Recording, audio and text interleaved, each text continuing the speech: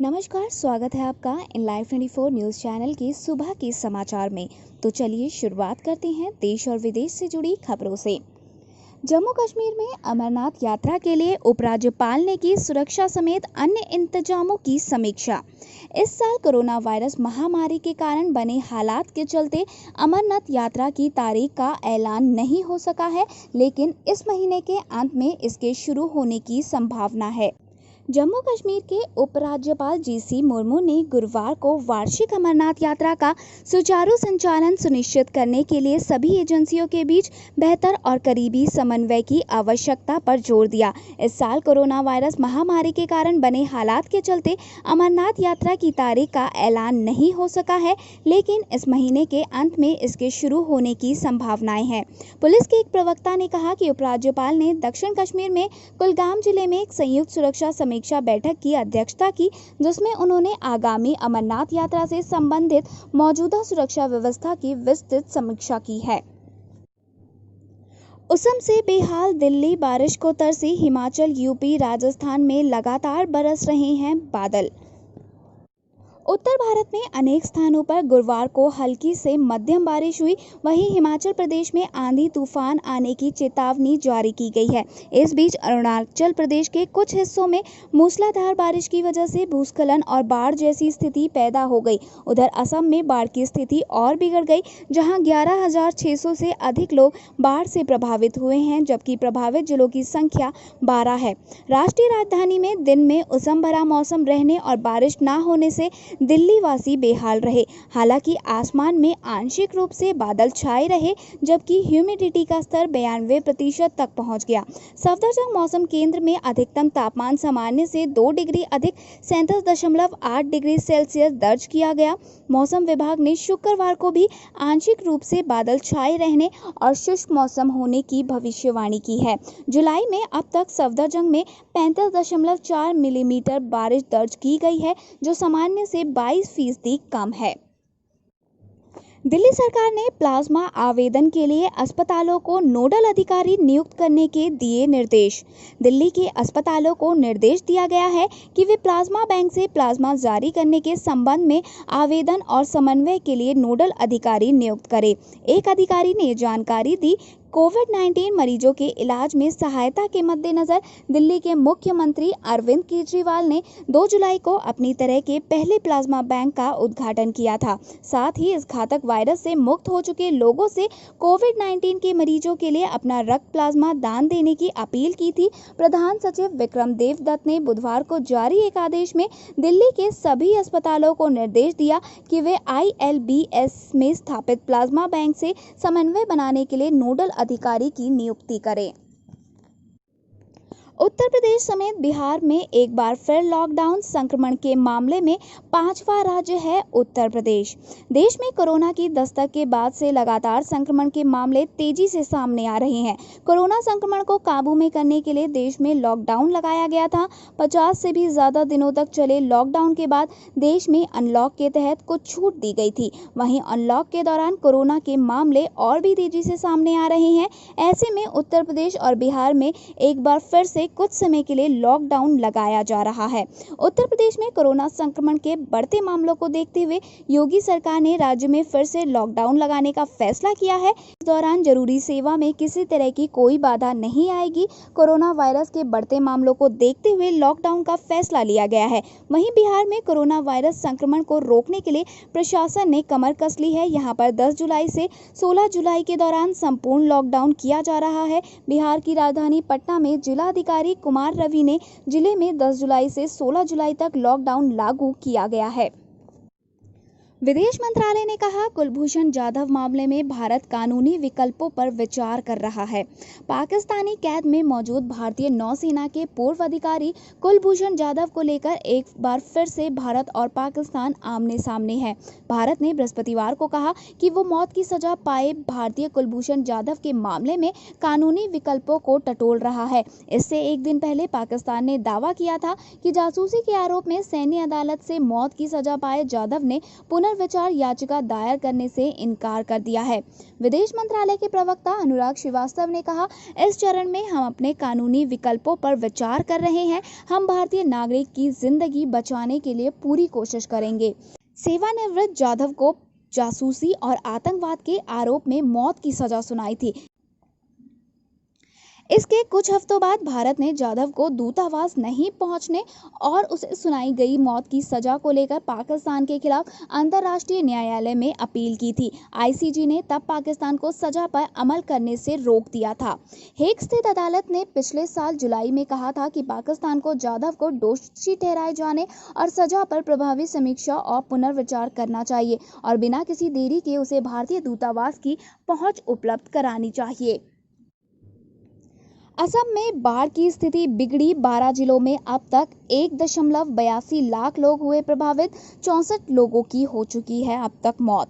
असम में गुरुवार को बाढ़ की स्थिति मामूली रूप से बिगड़ गई, जिससे 11,600 और लोग प्रभावित हुए। हालांकि बाढ़ की चपेट में आए जिलों की संख्या 12 ही रही। एक सरकारी रिपोर्ट में ये जानकारी दी गई है। असम राज्य आपदा प्रबंधन प्राधिकरण ने कहा कि गुरुवार को बाढ़ से प्रभावित लोगों की संख्या बढ़कर 1,82,583 हो गई, जो कि बुधवार को 1,70,756 थी। राज्य भर में अब तक बाढ़ और भूस्खलन के कारण 64 लोगों की मृत्यु हो चुकी है। प्राधिकरण ने अपनी रिपोर्ट में कहा कि बाढ़ से सर्वाधिक प्रभावित धेमाजी जिले में करीब 58,000 लोग प्रभावित हुए हैं, जबकि बारपेटा में 45,800 लोग और लखीमपुर में 33,000 लोग प्रभावित हुए हैं। इसके मुताबिक वर्तमान में 400 गांव बाढ़ की चपेट में है और 26,676 हेक्टेयर कृषि क्षेत्र को नुकसान पहुंचा है। अब आपस में चैट कर सकेंगे फेसबुक मैसेंजर, व्हाट्सएप और इंस्टाग्राम के यूजर्स। आने वाले समय में फेसबुक मैसेंजर, व्हाट्सएप और इंस्टाग्राम के यूजर्स आपस में बातचीत कर सकेंगे। फेसबुक ने इसके मर्जर की तैयारी शुरू कर दी है। फेसबुक अपने व्हाट्सएप, मैसेंजर और इंस्टाग्राम के बीच में एक साझा कनेक्शन शुरू करने जा रहा है। फेसबुक ने पिछले साल इंस्टाग्राम और व्हाट्सएप को खरीद लिया था। इसके बाद मार्क जकरबर्ग ने बताया कि उनके पास तीनों सोशल मीडिया प्लेटफॉर्म को मर्ज करने का प्लान है। अब कंपनी ने अपने मैसेंजर और व्हाट्सएप को जोड़ने का काम शुरू कर दिया है। इसके बाद इंस्टाग्राम को भी जोड़ा जाएगा। इस फीचर से जुड़ने से यूजर्स आसानी से मैसेंजर के जरिए व्हाट्सएप पर चैट कर पाएंगे। गोगरा इलाके से भी पीछे हटी चीनी सेना, एक और दौर की राजनयिक वार्ता है संभव। चीनी सेना ने गुरुवार को गोगरा इलाके को भी खाली कर दिखाया। वहां से भी चीनी सेना 2 किलोमीटर पीछे हट गई है। गलवान घाटी, हॉट स्प्रिंग्स इलाके को वो पहले ही खाली कर चुकी थी। अब सारा ध्यान पैंगोंग से लेक इलाके पर है, जहां चीनी सेना कम तो हुई है लेकिन अभी भी डटी हुई है। अगले हफ्ते सेना के विशेष अधिकारियों की बैठक के बाद उम्मीद है कि पैंगोंग में भी टकराव खत्म हो जाएगा। सेना के सूत्रों ने कहा है कि गुरुवार शाम तक तीनों इलाके पूरी तरह खाली हो चुके थे। गोगरा से ढांचे भी चीनी सेना ने हटा लिए हैं। पैंगोंग के फिगर इलाके में गतिरोध बना हुआ है, पर चीनी सैनिकों की संख्या में फिंगर फोर्स क्षेत्र में भी कमी आई है। जिन स्थानों में चीनी सेना हटी है उनकी जांच हो रही है। सेना पड़ताल के बाद तय प्रक्रिया के तहत कुछ पीछे हटेगी। भारतीय सेना अपने ही क्षेत्र में है, इसलिए उसे थोड़ा ही पीछे हटना और जवान कम करना है। भारत और चीन के बीच वास्तविक नियंत्रण रेखा पर तनाव कम करने के उद्देश्य से तौर तरीके तैयार करने के लिए शुक्रवार को एक और दौर की राजनयिक वार्ता होने की संभावना के बीच भारत ने पूर्वी लद्दाख में गलवान घाटी पर चीन के दावे को एक बार फिर खारिज कर दिया है। विदेश मंत्रालय के प्रवक्ता अनुराग श्रीवास्तव ने कहा कि भारत वार्ता के जरिए मतभेदों के समाधान को लेकर आश्वस्त है और सीमा क्षेत्रों में अमन चैन बनाए रखने की आवश्यकता को समझता है। इसके साथ ही भारत अपनी संप्रभुता और क्षेत्रीय अखंडता सुनिश्चित करने के लिए पूरी तरह से प्रतिबद्ध भी है।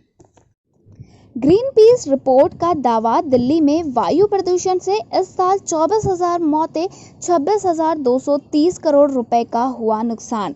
दिल्ली में वायु प्रदूषण की वजह से 2020 के पहले छमाही में ही लगभग 24,000 लोगों की जान चली गई है और जीडीपी में लगभग 5.8% का नुकसान हुआ है। ये तब की बात है जब 25 मार्च से सख्त लॉकडाउन लागू है, जिससे प्रदूषण में सुधार की बात की जा रही है। IQ एयर और ग्रीन पीस साउथ एशिया द्वारा एक नए ऑनलाइन टूल से किए गए अध्ययन की रिपोर्ट में कहा गया है कि वायु प्रदूषण के कारण पिछले 6 महीनों में दिल्ली ने 26,230 करोड़ रुपए खो दिए, जो कि इस संशोधित प्रदेश की वार्षिक जीडीपी के 5.8% के बराबर है। ये दुनिया के 28 प्रमुख शहरों में वायु प्रदूषण के कारण जीडीपी में सर्वाधिक नुकसान है। ग्रीन पीस के एक बयान में कहा गया है कि शहर में वायु प्रदूषण से 2020 की पहली छमाही में लगभग 24,000 लोगों की जान चली गई है। मुंबई में वायु में 2.5 पीएम के कण और नाइट्रोजन डाइऑक्साइड से होने वाले प्रदूषण लगभग 14,000 लोगों की मौत हुई है और 1 जनवरी से अब तक जीडीपी में लगभग 15,750 करोड़ रुपए का नुकसान भी हुआ है। वाल्मीकि नगर में नेपाल की आपत्ति हुई खारिज, जांच के बाद सीईओ ने कहा भारतीय क्षेत्र में हुआ काम।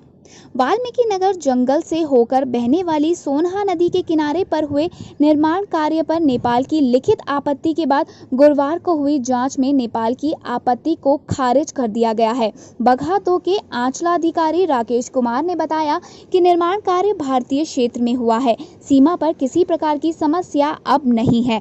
मामला ये है कि वाल्मीकि नगर में पर्यटन को विकसित करने के लिए जल संसाधन विभाग की ओर से करोड़ों की लागत से गंडक नदी के किनारे होते हुए कोलेश्वर स्थान तक सोनहा नदी के किनारे पर बन रहे अप्रोच पथ के कराए जा रहे निर्माण पर लगभग 3 माह पहले नेपाल के अधिकारियों ने आपत्ति जताकर काम को रुकवा दिया था, लेकिन उस वक्त एसएसबी व अन्य अधिकारियों की मदद से मामला खत्म हो गया था। वहां पर अप्रोच का निर्माण भी पूरा हो गया है। आधिकारिक सूत्रों से मिली जानकारी के अनुसार नेपाल के अधिकारियों ने भारत सरकार को पत्र भेजकर आपत्ति जताई है कि सोनहा नदी के किनारे जेसीबी और पोकलेन मशीन लगाकर नेपाली क्षेत्र में काम कराया जा रहा है। नेपाल के पत्र के आधार पर सीईओ के साथ बगहा के राजस्व अधिकारी प्रवीण कुमार व एसएसबी इंस्पेक्टर कालीदास मौके पर पहुंचे। प्रशासनिक अधिकारियों ने नक्शे के आधार पर वहां जांच करने के बाद कहा कि ऐसा कुछ नहीं है। इसके बाद अधिकारी वहां से वापस चले गए। सितंबर से नया वेतन कोड लागू होने की उम्मीद, श्रम मंत्रालय ने जारी किया इस कानून का मसौदा। केंद्र सरकार जिस महत्वाकांक्षी श्रम सुधार कानून को लागू करना चाहती है, उसके बेहद महत्वपूर्ण हिस्से कोड ऑन वेजेस 2019 का क्रियान्वयन इस वर्ष सितंबर से शुरू हो जाने की उम्मीद है। श्रम व रोजगार मंत्रालय ने श्रम सुधारों की दिशा में इस बेहद महत्वपूर्ण कानून के मसौदे को आम लोगों की प्रतिक्रिया के लिए जारी कर दिया है। वो वेतन कोड सभी कामगारों के लिए न्यूनतम वेतन निर्धारण समेत वेतन भुगतान में देरी जैसी सभी दिक्कतों को खत्म कर देगा।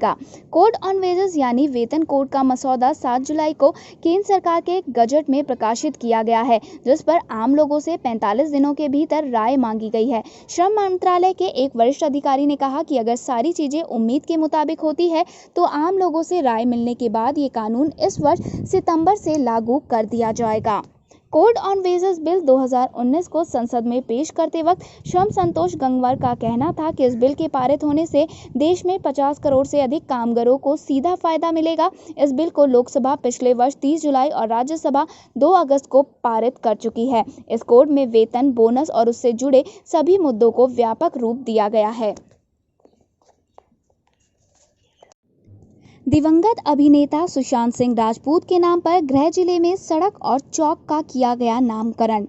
पूर्णिया शहर में 3 किलोमीटर लंबी एक सड़क अब सुशांत सिंह राजपूत पथ कहलाएगी। इस तरह शहर के फोर्ड कंपनी चौक को अब सुशांत सिंह राजपूत चौक के नाम से जाना जाएगा। गुरुवार को मेयर सविता सिंह ने बोर्ड लगाकर विधिवत दोनों जगहों का नामकरण किया। 5 दिन पहले ही नगर निगम की स्थायी समिति ने ये फैसला लिया था। बता दें कि पूर्णिया सुशांत सिंह राजपूत का गृह जिला है। वो बडहरा कोटी प्रखंड के मलहीड़ा गांव के रहने वाले थे। मेयर सविता देवी ने कहा कि सुशांत सिंह राजपूत हर दिल अजीज अभिनेता थे, उन्हें भूलना आसान नहीं होगा। देश भर में उनके चाहने वाले उनको श्रद्धांजलि दे रहे हैं। हमने भी अपनी तरफ से और शहर के लोगों की तरफ से अभिनेता सुशांत को श्रद्धांजलि देते हुए फोर्ड कंपनी चौक का नाम बदलकर सुशांत सिंह राजपूत चौक किया है। मधुबनी से माता चौक जाने वाली सड़क का नाम भी सुशांत सिंह राजपूत पथ किया गया। मेयर ने ये भी कहा कि उन्होंने प्रधानमंत्री को पत्र लिखकर सुशांत सिंह मौत की सीबीआई जांच कराने की मांग की है। कार्यक्रम में मौजूद बिहार विकास मोर्चा के अध्यक्ष राकेश सिंह ने कहा कि सुशांत सिंह पूर्णिया वालों के लिए गुलशन था, उनके जाने से पूर्णिया का गुलशन उजड़ गया। मौके पर जेडीयू नेता प्रताप सिंह, लोजपा जिला अध्यक्ष माधव सिंह, मनोज ठाकुर, अशोक चौधरी, अमर सिंह, राजीव कुमार, नवीन कुमार गुप्ता, अभिषेक गुप्ता, संजय चौधरी आदि मौजूद रहे। बीसीसीआई को तलाशना होगा नया सीईओ, राहुल जौहरी का इस्तीफा हुआ स्वीकार। भारतीय क्रिकेट कंट्रोल बोर्ड से जुड़ी हुई एक और बड़ी खबर सामने आई है। बीसीसीआई नए सीईओ की तलाश कर रही है। बीसीसीआई ने सीईओ राहुल जौहरी का इस्तीफा स्वीकार कर लिया है। हालांकि इससे पहले खबरें सामने आ रही थी कि बोर्ड सीईओ के तौर पर राहुल जौहरी का कार्यकाल 1 साल के लिए बढ़ा सकता है, लेकिन गुरुवार को बीसीसीआई ने राहुल जौहरी का इस्तीफा स्वीकार करने का फैसला किया। बीसीसीआई के सीईओ पद पर काबिज होने वाले राहुल जौहरी पहले व्यक्ति थे। राहुल जौहरी ने साल 2016 में बीसीसीआई के सीईओ का पद संभाला था। सीईओ के तौर पर राहुल जौहरी का कार्यकाल फरवरी 2021 तक था, लेकिन राहुल जौहरी ने इस साल फरवरी में ही अपने पद से इस्तीफा दे दिया था। हालांकि बीसीसीआई ने अब तक राहुल जौहरी के इस्तीफे को स्वीकार नहीं किया था। बीसीसीआई के सीईओ के तौर पर 2 साल राहुल जौहरी का कार्यकाल विवादों में घिरा हुआ था। राहुल जौहरी पर एक महिला ने शोषण के आरोप लगाए थे। दुनिया भर में उस वक्त मीटू आंदोलन चल रहा था, इसलिए राहुल जौहरी को लेकर भी काफी विवाद खड़ा हुआ था। हालांकि राहुल जौहरी इस मामले से बच निकले थे। प्रशंसकों की समिति के प्रमुख विनोद रॉय ने जो कमेटी मामले की जाँच के लिए बनाई गई थी, उसने जौहरी को क्लीन चिट दे दी थी। राहुल जौहरी साल 2016 में जिस वक्त बीसीसीआई के सीईओ बने थे, उस वक्त अध्यक्ष का पद शशांक मनोहर के पास था। हाल ही में शशांक मनोहर ने आईसीसी अध्यक्ष पद से इस्तीफा दिया है। बता दें कि बीसीसीआई सीईओ बनने से पहले तक जौहरी केंद्रीय मंत्री और पूर्व बीसीसीआई अध्यक्ष अनुराग ठाकुर के सचिव थे। मिताली राज को सता रहा है डर, कोरोना के कारण 2 साल पीछे जा सकता है महिला क्रिकेट। अनुभवी भारतीय महिला क्रिकेटर मिताली राज ने महिला क्रिकेट पर चल रहे कोविड-19 महामारी के कारण लगाए गए ब्रेक के परिणामों पर विचार किया है, जबकि खेल इंग्लैंड में 8 जुलाई को अंतर्राष्ट्रीय स्तर पर फिर से शुरू हो चुका है। ये सामान्य होने में थोड़ा और समय ले सकता है, लेकिन जहां तक महिला क्रिकेट की बात है तो मिताली राज को इस बात की चिंता सता रही है कि इस बीमारी की वजह से महिला क्रिकेट 2 साल और पीछे जा सकता है। पिछले कुछ वर्षों में महिला क्रिकेट ने महत्वपूर्ण प्रगति की। लोकप्रियता के मामले में पुरुषों के क्रिकेट की बराबरी भी की। दर्शकों की संख्या के संबंध में 2020 आईसीसी वर्ल्ड टी20 की महिला प्रतियोगिता एक प्रमुख मील का पत्थर था, क्योंकि 1.1 बिलियन लोगों ने दुनिया भर में फाइनल देखा, जबकि 86,000 मेलबर्न क्रिकेट ग्राउंड में पहुंचे थे।